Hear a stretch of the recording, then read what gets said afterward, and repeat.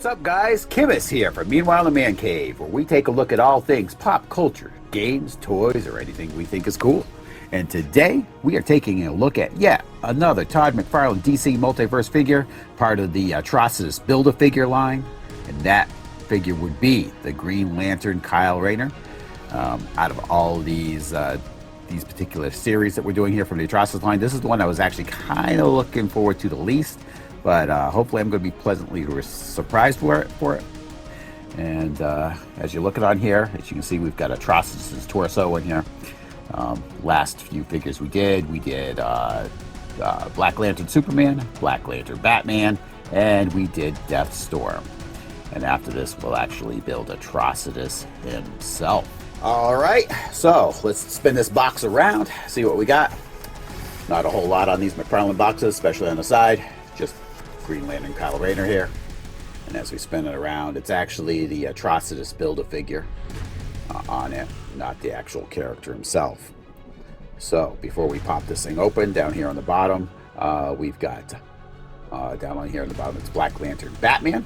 We've got Deathstorm, Green Lantern, and then, of course, we've got Superman himself, the Black Lantern version. Let's pop this thing open, see what we got.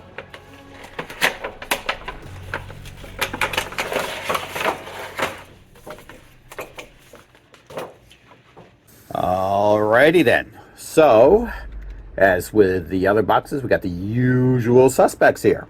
So, on the back here, we got the collector's card.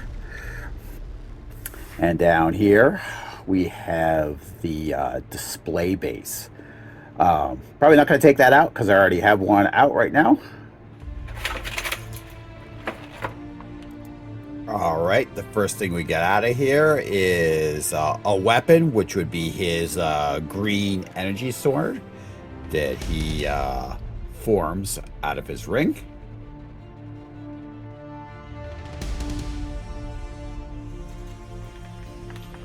And Kyle Rayner himself. Here he is.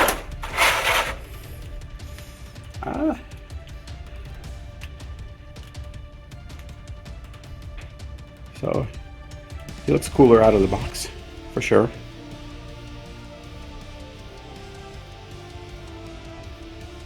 Yeah.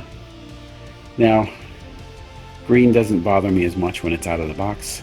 I still wish it was a little darker rather than the lime green. But as it's been with a lot of these figures, you've got the textured outfit here.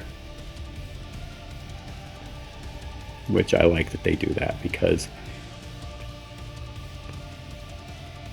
it doesn't just look like it's painted on. So, all right, let's take a look at Kyle's articulation. Should be the same standard articulation there is with all of these McFarlane figures. And we're starting off with his hands. Again, just pivot them the right way because they're on two separate joints with the wrist. So if you get them, you got to just work your way over to the actual joint itself. Then you can kind of pivot his wrist in the way you want to. Because if you turn this, it'll be against where the hinge is, and you won't be able to turn it. So just keep that in mind. This will actually turn on the post. So if you don't have it right, it won't pivot his wrist correctly. So. At the elbows, you got the double joint, which makes for some nice articulation there. You got a lot of movement at the elbow, especially with this one. So you can do quite a bit of stuff with that. Same thing on the other side. And his head has a really good range of motion. Forward, back, side to side. So you can get that tilt. The only thing I wish is if you could tilt it more backwards, so you could have him more in a flying forward type pose, but you really can't with him. The other thing I wished that this figure came with was the flight stand. You really should, because he's a Green Lantern, and a lot of times you'd probably really want him in a flying pose. So, a little questionable why they wouldn't actually come with that one, probably because it's part of the Build-A-Figure line. All right, and now at his abdomen and waist, you've got that typical turning, and you got some flex at his ab, and then his legs, same kind of thing, outwards, forward and back, just like all the other McFarlanes, and your double joints right here at his knees. So you get all those, and don't forget his feet. Now these go forward and back. There isn't any side to side with this one, and probably because if you look, he's got this thing comes down. It doesn't. That prevents his kind of the lateral movement there. Oh well, I guess you get a little bit of it. It's not a lot though. You're not going to want to force that. But, and you got his toe joint on there. Now here's the lantern for Kyle. I actually kind of like this lantern. It seems, I don't know, it seems a little more well done than the one that came with the Black Lantern Firestorm. I kind of like it.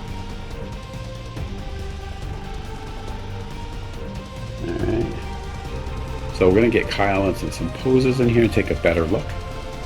Alright, so here he is. I do wish I had one of those stands you could elevate him to make him look like he's flying or whatever. I know they make them, so I'll have to try to get one of those at some point. Good for him. Or any of the Green Lanterns, honestly.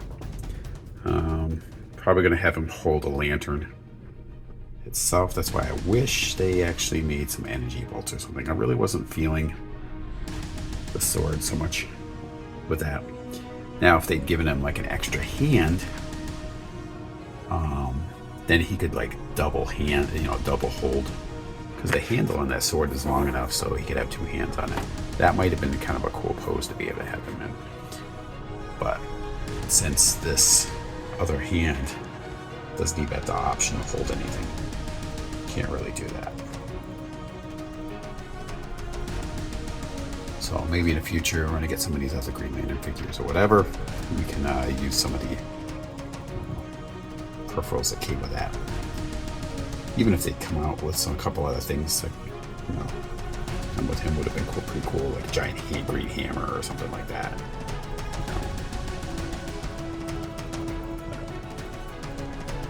Overall, I do like the figure.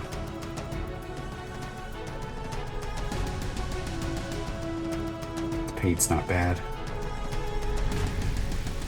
And texture on the suit's cool.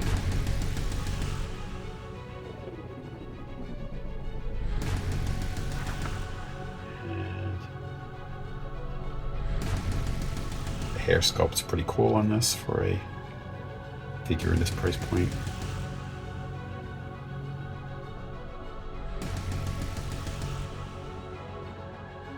Well, I probably wouldn't have gotten this figure if it hadn't been for the Atrocitus Build-A-Figure in this line. But I gotta say, I'm actually happy I got it, and it makes me want to get some of the other McFarlane Green Lantern figures. Anyway, I want to thank you guys all for tuning in.